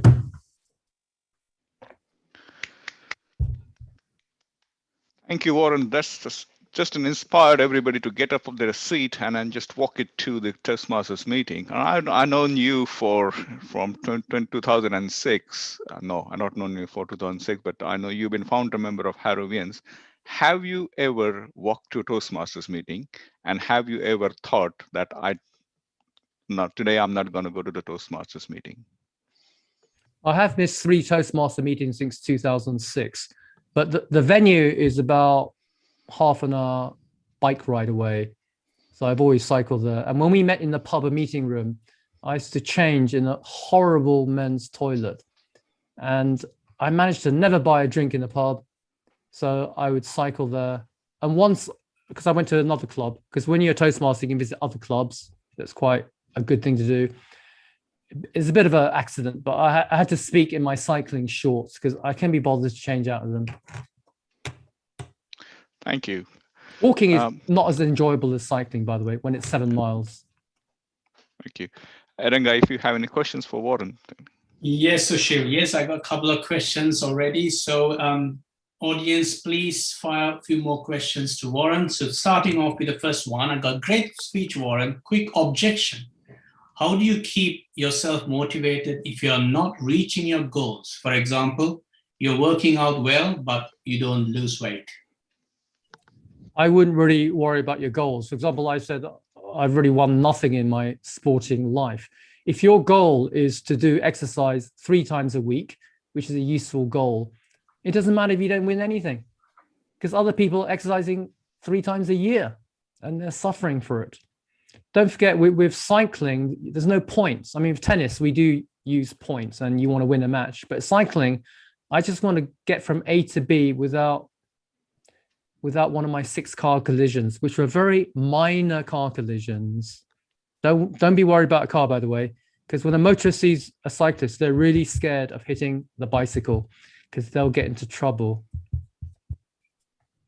Brilliant. Okay. So next question I have is, how do you know you're not overdoing exercise, please? Oh, those are real fitness freaks. For example, if you cycle I met a guy who cycled 400 miles in one day. That is cycling from London to Manchester and back. If you do that and you're a man, you'll get crotch paralysis. I won't tell you what that is, but it's like anything. I mean, if you run the double marathon, guess what? Your feet will feel a bit tired. You just run for 52 miles. Why not run for 1 mile? It's a bit easier. I mean, professional sportsmen, they do so much time in sports, they get serious injuries and operations, but it won't affect amateur sports people. I guess it's always starting small, isn't it? If you put your target way too much, then your sort of motivation is also, it's quite hard to motivate yourself to do it. There's another question come through, and this is from our YouTube stream. So how do you motivate yourself from starting out with no fitness? Well, you've got to start off with no fitness. So if you want to go for a 20-minute walk and after 5 minutes, you've got to stop for half an hour, just be happy you can walk for 5 minutes, because that's more than you did yesterday. It's like, if you can't save any money, try and save 20 pence. It's not a lot. And one day you can save £5. But if you don't even attempt to save 20p or walk for 10 minutes, then you've given up. I mean, if you exercise for 10 seconds, it's like saving 1 euro cent. That is not worth it. Brilliant. Brilliant. Okay. No other questions as yet. So I think I'll give another 10 seconds or so unless we have any other questions. So one of the things I sort of did with regards to, again, you did mention about Warren, about measuring. So that's something, again, I did with a smart watch, because that sort of allows, not allows, it sort of checks you whether you've done certain number of steps and so walking on. paces So or something. that's really helped in a way. So, you got a target of 12,500 steps, and then I think certainly insurance companies do a great sort of an incentive that if you do a certain number of exercises, then you don't have to, you get discounts as well. So that's an incentive as well. Correct. Those things are very cheap watches, but they also count steps. So when I was on holiday, on one day, I walked for 30,000 steps because I didn't want to use public transport. Yeah. That was humor, by the way. Bruce, you're not smiling. You said that you're not going to have dry humor today. Right, I think we've done with the questions. Let me see whether we got any. Yeah, got one final question. What is the best time to do exercise in a day? It depends on your working day, but the worst time is to do it very late at night after a heavy meal. I mean, that's not really a good idea. So if you're really clever, during your lunch break, you could try and do a bit of a walk. But commuter cycling is brilliant because you're using your commuter time. Cycling is normally much cheaper and faster than any other form of transport. So you just put it in. I mean, why would I want to go to the gym when I've exercised an hour that day? It just seems ridiculous. So tomorrow, I mean, today is getting a bit dark. Tomorrow, see if you can walk 10 minutes. Come on. You must better walk 10 minutes. If you can't walk 10 minutes, then I'm afraid you'll have to go to my paid speech. Superb. Okay, thank you so much. Thanks, Warren. I think that's all the questions, and I will hand it back over to our Toastmaster, Sushil. Thank you, Arenga. Thank you, Warren. I think 3 excellent speakers, 3 excellent messages: mental resilience, message to the boardroom, to win hearts and mind, and then physically motivating yourself. Again, all 3 great speakers has been part of Toastmasters. I think over the journey, how they come across, what message they land up. I hope you take some lessons from them. You have taken the message, what they wanted to get through.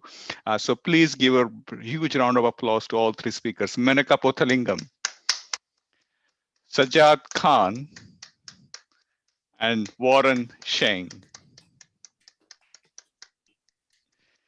Now, I think I will conclude my duty tonight. Thank you very much. It has been a great pleasure hosting this workshop. May I hand it over back to our president, Anjali Parwane. Anjali, the meeting is yours. Thank you very much, Sushil. We all had a fun time, I hope, listening to Menaka, Sajid, and Warren to help us with our mind, winning hearts in the boardroom, and then getting fit, which I think I should start. But sorry, Warren, I can't even cycle, so I think I'll have to go walking 20 minutes every day. Let's see if that works. But I don't want to close this meeting as yet. I'd like to first share my screen and give our 3 speakers a virtual trophy first, and then a certificate of appreciation for Menaka for her talk about building mental resilience. So thank you, Menaka. We all have to now be thinking about that. Then another trophy for Sajjad for his amazing talk about winning hearts and mind in the boardroom. We really all enjoyed it, so that was amazing. And finally, to our very own Warren Shank, to motivate ourselves from laziness to fitness. I'll be emailing those certificates to all of you soon. I also want to thank everyone for attending. I hope you all had a good time and enjoyed it. I'm not going to officially close this meeting. However, I'm going to leave the floor open if you want to chat to our speakers. So I'm going to close the YouTube, because unfortunately you can't chat to our speakers from YouTube. And I'm going to leave the Zoom open. And if you have any question, please put your hand up for